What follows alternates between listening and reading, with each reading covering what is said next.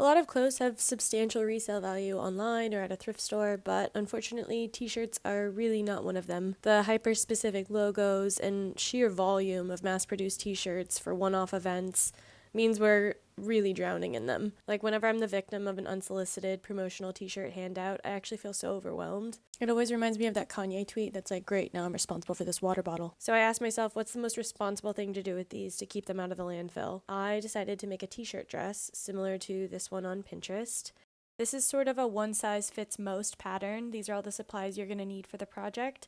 It should accommodate up to roughly like a size 2XL, and it could even accommodate bigger if you just add more rectangles to the patchwork. Starting off, this is the t-shirt that I wanted to use for the top of my t-shirt dress. Unfortunately, there's all these rat chews in it, so my first step is going to be different from probably everybody else's first step. I'm going to cut off those sleeves and size this down to fit me a little bit better and make it like a sleeveless tank. Using a tank I already had in my closet, I'm kind of tracing around it to use it as a pattern. And the nice thing is it doesn't have to be super exact because this is supposed to be an oversized, comfy house dress. And now I have a completed tank top and I can get started on the tiers. If you didn't print the pattern off of my Patreon, here are the dimensions of the rectangles that we're going to use for the different tiers. You'll want quantity 8 of the 12 by 13 rectangles and then quantity 8 of the 13 by 13 inch squares. When I was cutting out the rectangles out of the t-shirts, I found that I could usually get about 4 squares out of each t-shirt, size large or bigger. And for the top tier, tier 1, I would cut out the rectangles with the top portion of the t-shirt. For tier 2, I would utilize that finished hem on the bottom of the t-shirt so that all 8 of my squares already have a finished edge and I don't have to hem it. You're just saving some fabric.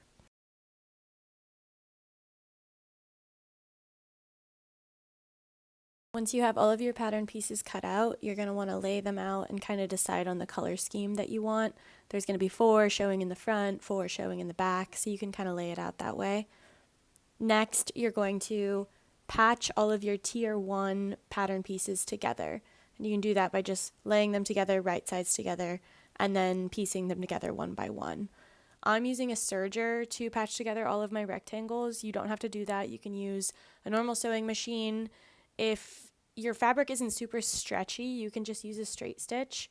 But if it is a stretchier t-shirt, I would recommend using a zigzag stitch on your sewing machine. So repeat all of those steps for the second tier as well. This is what it'll look like once you've patched together all of your little pieces.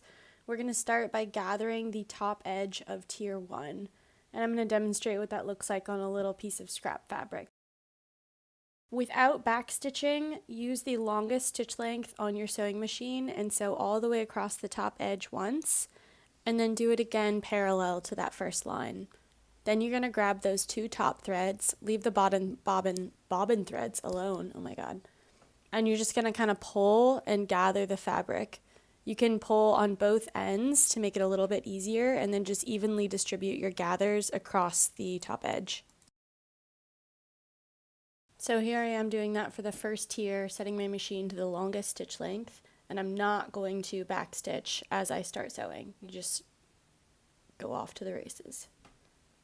And this is quite a long tier, so it takes a bit of time. Once you finish sewing both of those parallel lines, you're going to gather that top edge to the same distance of the circumference of the bottom edge of your t-shirt that you're attaching this tier to. So get that measurement from the bottom edge of your t-shirt and then just keep gathering until you get to that length. Once you finish gathering, you're going to sew those 2 ends of the tier together to make one continuous loop, and we're doing a 1/2 inch seam allowance here. Once you've sewn that loop together, you can pin it onto your t-shirt. I just wanted to make sure that I liked where the waist was falling, and once I was decided on that, I just went ahead and sewed that tier onto the t-shirt, and this is what it looks like. Now on to tier 2.